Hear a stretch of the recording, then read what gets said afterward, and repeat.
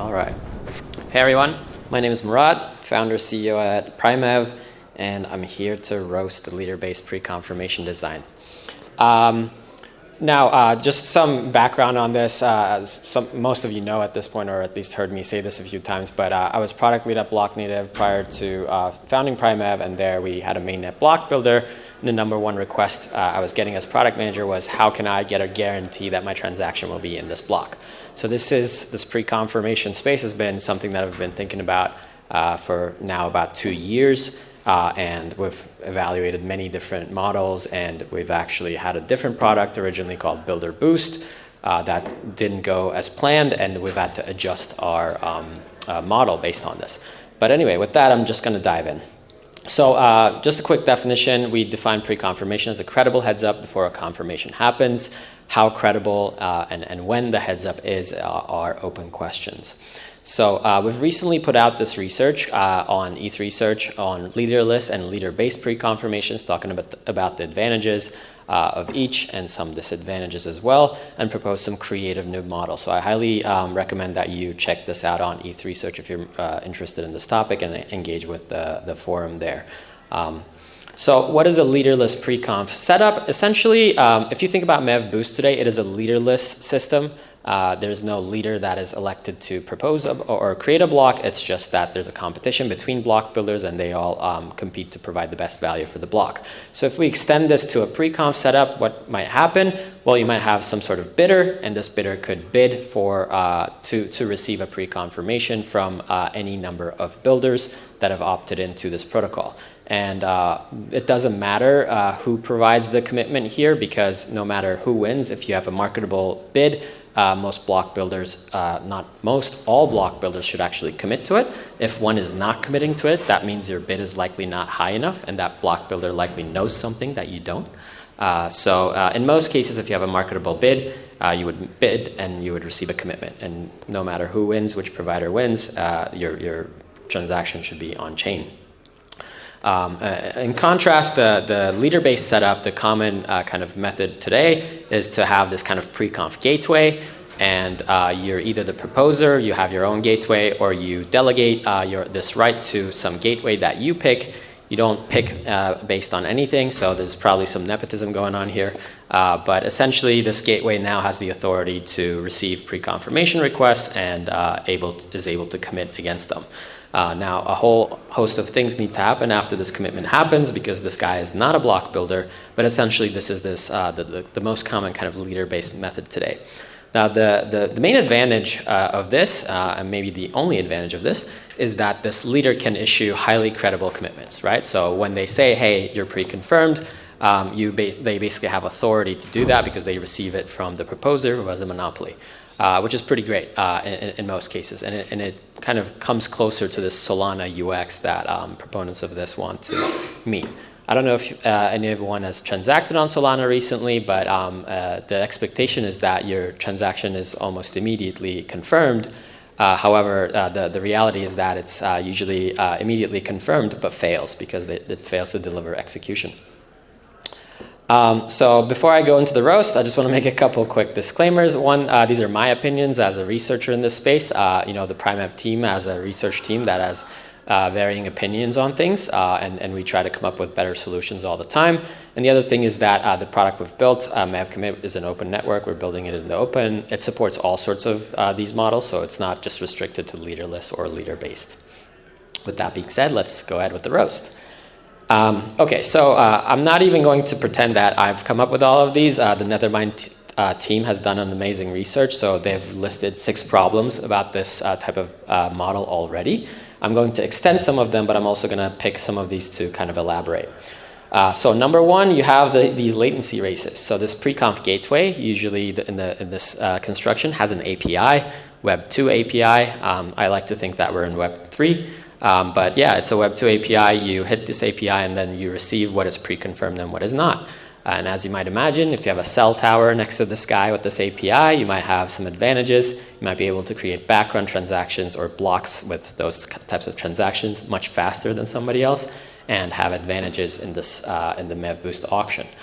So we think this API approach is quite bad. and will lead to some sort of centralization eventually, if not immediately. The other thing is bid pricing. So how do you price your bid? It's a difficult problem. I just gave a presentation on this at ETHCC on how to price your pre-confirmation.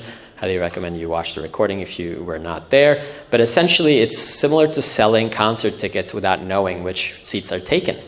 If you ever bought a ticket on Ticketmaster or something, you generally get to select which seats that you buy, and then they have a corresponding price. But if you were to buy a ticket and you paid some price and it turned out that that was not the seat that costed that much, you would probably be pretty upset.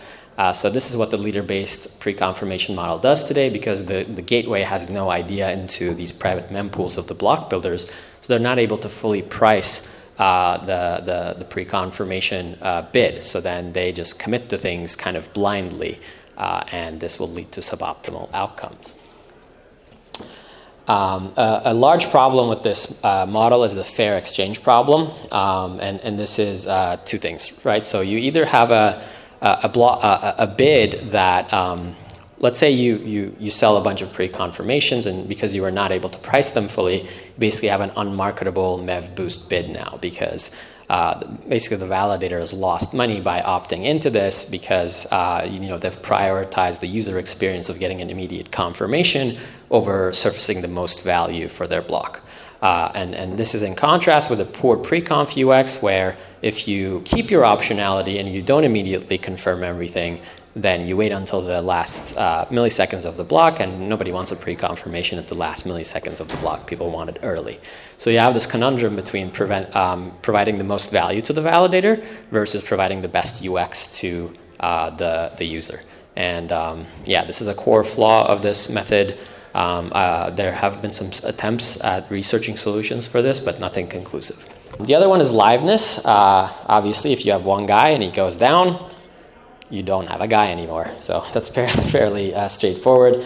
There's no second gateway that it gets transferred to or something in the current models. And as we know from relays and MEV boost, things do go offline for all sorts of reasons that are not malicious. So yeah, you're just going to have some liveness issues with this model, and sometimes you're just going to ask for pre-confirmations and you're not going to receive them, or you're going to receive your pre-confirmations, but when the gateway has to talk to a block builder, they're not going to be able to because they're no longer live.